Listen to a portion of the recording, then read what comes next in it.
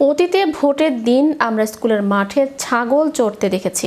এবার আর ছাগল চড়বে না, এবার জনগণের অংশগ্রহণে ভোট কেন্দ্র মুখরিত হবে বলে আশাবাদ ব্যক্ত করেছেন ধর্ম উপদেষ্টা ডক্টর আ.ফ.ম. খালিদ হোসেন। মঙ্গলবার দুপুরে সুনামগঞ্জের ঐতিহ্য জাদুঘর প্রাঙ্গণে গণভোট 2026 সংক্রান্ত জনসচেতনতামূলক সভায় প্রধান অতিথির বক্তব্যে তিনি এ মন্তব্য করেন।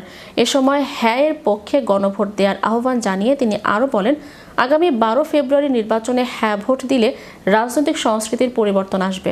সর্বগ্রাসী ফ্যাসিজম থেকে আমরা মুক্তি পাব, স্বৈরতান্ত্রিক শাসন থেকে আমরা রেহাই পাব। বাংলাদেশের ইতিহাসে এই গণভোট অত্যন্ত গুরুত্বপূর্ণ।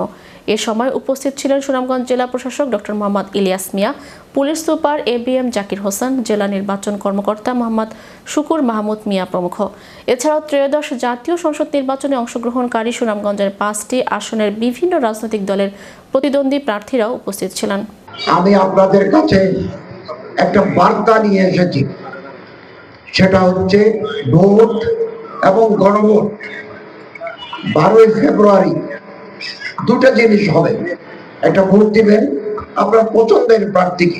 আগামী 5 বছর রাষ্ট্র পরিচালনায় আপনি যাকে দায়িত্ব দিতে চান, নির্বিঘ্নে অবাধে আপনি তাকে ভোট দেবেন।